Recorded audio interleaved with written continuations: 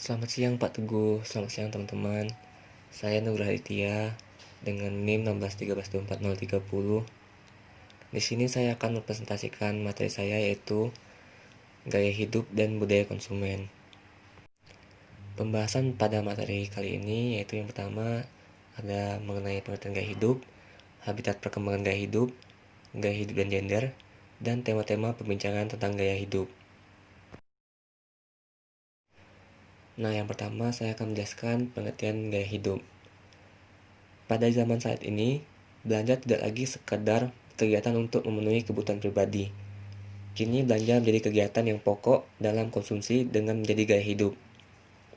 Di sisi lain, orang-orang tidak hanya membeli barang yang dibutuhkan, tetapi juga merek, di mana merek barang tersebut akan menimbulkan kebanggaan pada diri sendiri.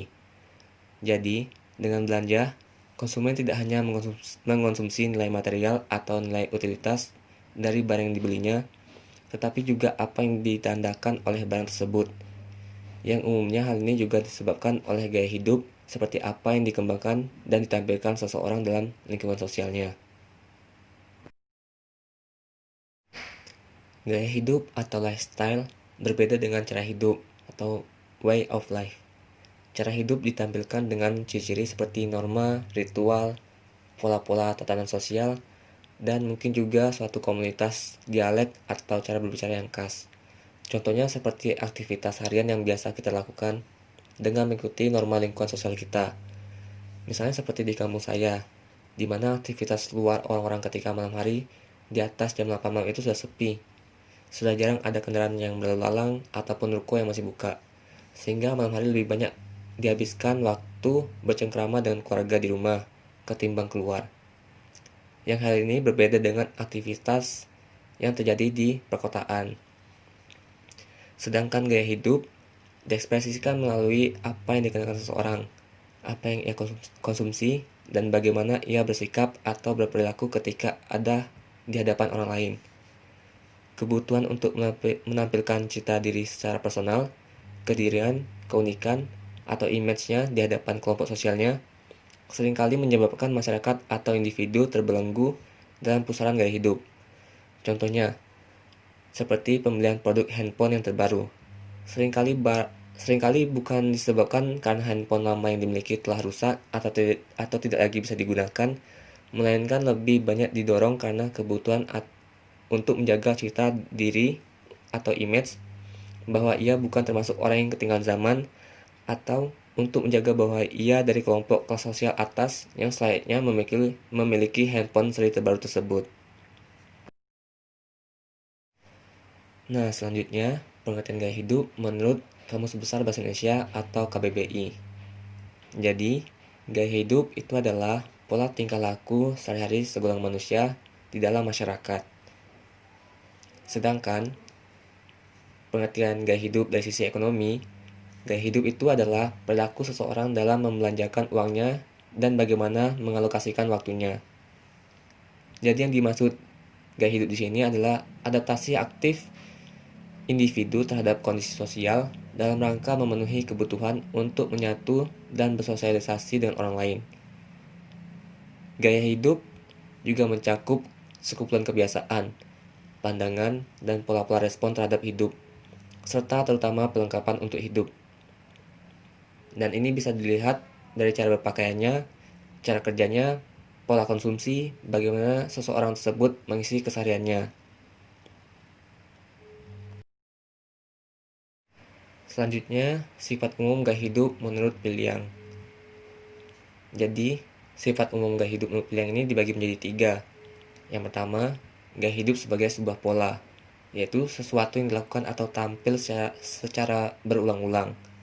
Kedua, yang mempunyai massa atau pengikut sehingga tidak ada gaya hidup yang sifatnya personal.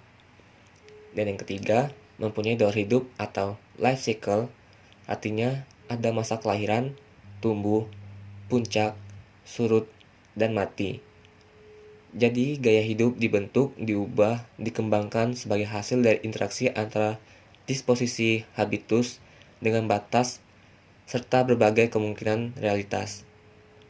Dengan gaya hidup ini juga seseorang akan menjaga tiap tindakan-tindakan yang akan dilakukannya dalam batas dan kemungkinan tertentu, di mana seseorang akan memilih tindakan dan penampilan mana yang menurutnya sesuai dan mana yang tidak sesuai untuk ditampilkan dalam ruang lingkup sosialnya.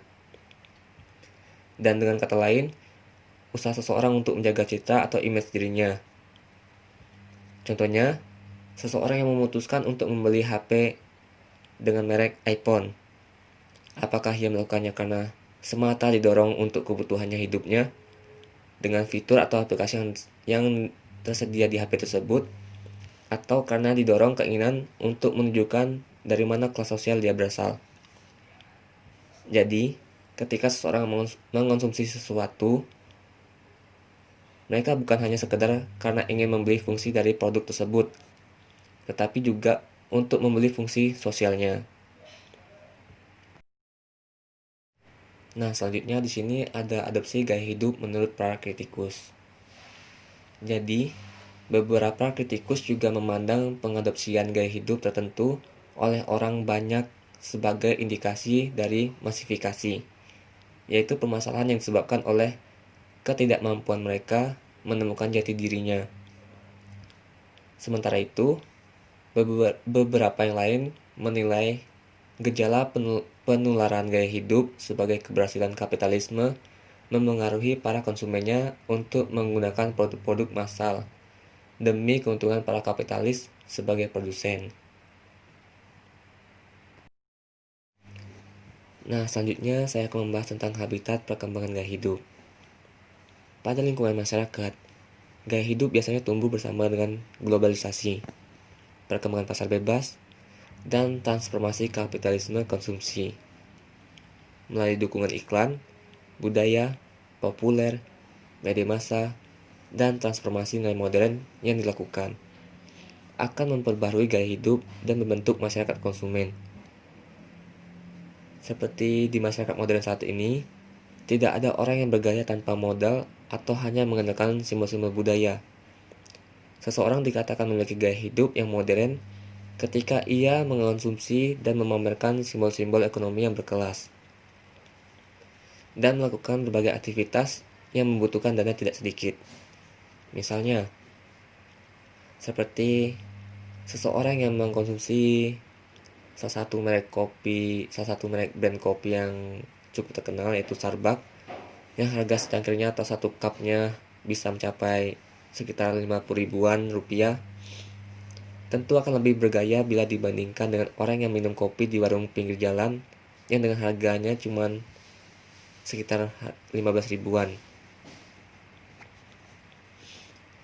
Jadi di era masyarakat konsumen saat ini, orang-orang cenderung bersedia mengeluarkan banyak uang hanya untuk membiayai penampilan, karena biaya yang mereka keluarkan adalah bentuk investasi dalam rangka membangun citra diri dan makna personal yang dinilai lebih penting. Lalu ada juga ciri atau karakteristik yang menandai perkembangan masyarakat postmodern, yang seringkali terperangkap ke dalam pusaran gaya hidup dan citra diri. Dan ini dibagi menjadi 4 ciri, yaitu yang pertama, ketika budaya tontonan atau culture of spectacle menjadi cara dan media bagi warga masyarakat mengekspresikan dirinya. Lalu yang kedua, ketika di masyarakat tumbuh dan berkembang kelompok masyarakat pesolek atau dandy society yang lebih mementingkan penampilan diri daripada kualitas kompetensi yang sebenarnya. Contohnya, seperti ketika gelar lebih penting daripada pengetahuan, atau ketika baju yang keren dan branded lebih penting daripada keahlian, maka disitulah akan muncul masyarakat pesolek. Lalu ciri yang ketiga, estetisasi penampilan diri, yakni ketika gaya dan desain menjadi lebih penting daripada fungsi. Contohnya, seseorang yang menempatkan dirinya di berada kelas elit, maka ia akan rela merogoh koceknya jutaan rupiah hanya sekedar untuk membeli barang branded, misalnya seperti sepatu sneakers Nike atau Adidas, dibandingkan dengan membeli sepatu biasa yang produk dari produk lokal atau brand lokal yang harganya jauh lebih murah. Karena yang lebih dipentingkan orang tersebut adalah bagaimana ia menjaga image pada penampilan dirinya di hadapan publik. Lalu yang ciri yang terakhir, yang keempat, penampakan luar atau looksing. Artinya, bila seseorang lebih baik dalam tampilan, maka orang itu cenderung akan dinilai sebagai orang lebih sukses dalam kehidupan daripada orang yang berpenampilan kucel atau yang biasa-biasa saja atau yang jauh dari kata keren. Nah, selanjutnya saya akan menjelaskan gaya hidup dan gender. Jadi, gaya hidup merupakan bagian dari ciri masyarakat modern, terlebih masyarakat postmodern. Gaya hidup didefinisikan sebagai pola-pola tindakan yang membedakan satu orang dengan yang lain. Gaya hidup juga bukan hanya memonopoli kelas menengah ke atas saja, tetapi juga lintas kelas.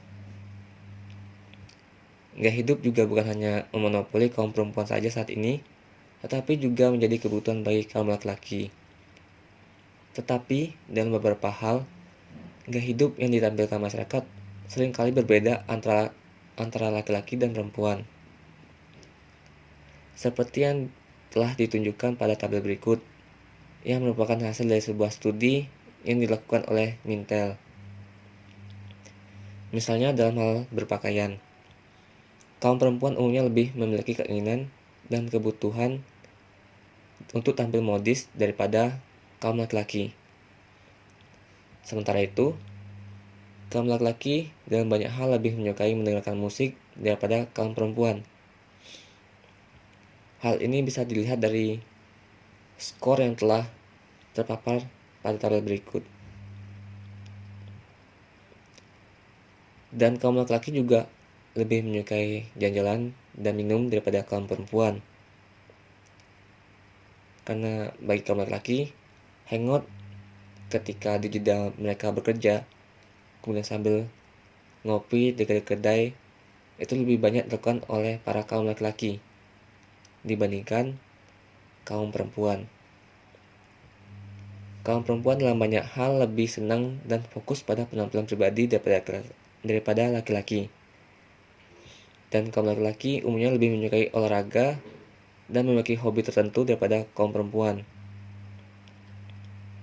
Jadi kaum laki-laki ini lebih suka menghabiskan waktu untuk kegiatan olahraga atau menghabiskan kegiatan dengan hobi yang mereka sukai dibandingkan dengan perempuan.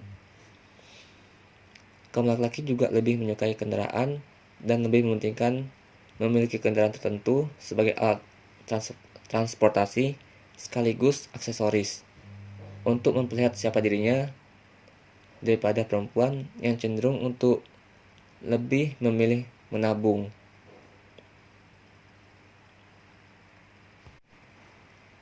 Dan bagi kekuatan kapitalis, dibandingkan laki-laki, perempuan dalam banyak kasus memang lebih sering dijadikan objek penawaran dan target pangsa pasar.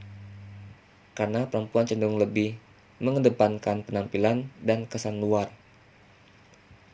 Walaupun kaum laki-laki belakangan ini juga makin banyak yang tampil metroseksual, tetapi nyaris semua kaum perempuan memang lebih suka berdandan, bersolek untuk mempercantik diri mereka. Nah, selanjutnya saya akan mencoba menjelaskan tema-tema perbincangan tentang gaya hidup. Pada tahap di mana gaya hidup merupakan salah satu kerangka utama untuk menata dan memanipulasi identitas sosial, maka gaya hidup terutama terartikulasi melalui perubahan secara konstan, tontonan dari penampilan-penampilan tampakan luar yang diperlihatkan pada masyarakat. Dalam konteks ini, tampakan luar menjadi penting, karena selain merupakan sumber makna, juga menyebabkan orang-orang menilai diri mereka sendiri dengan orang lain berdasarkan penampilan luarnya. Dengan kata lain, perbedaan gaya hidup akan terfokus pada manipulasi dan interpretasi penampilan luar. Dan seseorang dapat dikatakan bergaya bisa dilihat dari apa yang ia kenakan, apa yang perbuat, dan impresi kesan dari secara kasat mata. Misalnya seperti orang-orang yang lebih memilih membeli dan mengenakan pakaian yang branded dibandingkan dengan orang-orang yang mengenakan pakaian biasa-biasa saja yang dibeli dari pasar atau toko-toko murah. Lalu selanjutnya, tema khas dan diskusi gaya hidup menurut David Kenney. Menurut David Kenney, tema-tema khas yang seringkali diperbincangkan dalam diskusi tentang gaya hidup antara lain, yang pertama, penampakan luar atau surface. Yang kedua, kediran atau surface. Dan yang ketiga, sensibilitas atau sensitivities. Nah, yang pertama, penampakan luar atau surface. Dalam kehidupan masyarakat postmodern, ada 4 tahap dalam proses promosi berbagai produk untuk mendukung penampilan atau tampakan luar yang bergaya sebagaimana dikatakan menurut Leys. Antara lain yaitu yang pertama, idolatry, yaitu produk-produk yang disajikan dalam nilai guna murni. Lalu yang kedua ada ikonologi, yaitu produk-produk yang diberi atribut simbolis. Lalu yang ketiga, narsisisme, yaitu produk-produk yang dipersonalisasi dan dinilai secara interpersonal. Dan yang terakhir, yang keempat, tetomisme, yaitu produk-produk tampil sebagai status tanda atau indikator bagi suatu kolektivitas yang didefinisikan lewat penampilan dan aktivitasnya. Lalu pada bagian yang kedua, kedirian atau self-face. Kedirian atau self-face merupakan ekspresi individu per individu untuk memperlihatkan perbedaan dan kekhasan mereka bila dibandingkan dengan orang lain. Nah, kedirian atau self-face ini bukanlah sikap egoistis, akan tetapi lebih pada cara bagaimana untuk menampilkan kekhasan dan karakteristik diri seseorang yang berbeda dengan lingkungan sosial atau kelas sosial lainnya. Lalu bagian ketiga, sensibilitas. Pada dasarnya, berkaitan dengan cara seseorang atau konsumen untuk menunjukkan afiliasi yang bisa diterima suatu kelompok, yang bisa dikenali lewat ide, nilai-nilai tertentu, dan cita rasa tertentu. Jadi dengan berbusana dengan cara tertentu, memilih jenis kursi atau lukisan tertentu untuk tempat tinggal, menikmati jenis hiburan tertentu, dan ingin mengunjungi tempat-tempat tertentu adalah seluruh bagian pembentukan status ruang hidup atau ekologi. Dan kesemuanya ini adalah cara menggambarkan sensibilitas dalam kerangka budaya material, mendekati objek-objek atau barang industri budaya dengan makna simbolis. Baik, mungkin sekian dulu penjelasan dari saya mengenai gaya hidup dan budaya konsumen. Semoga apa yang saya jelaskan dapat tersampaikan dan dapat bermanfaat. Dan mohon maaf apabila ada salah kata dan pemahaman saya yang kurang jelas. Dan kurang lebihnya saya mohon maaf. Dan atas perhatiannya saya ucapkan terima kasih.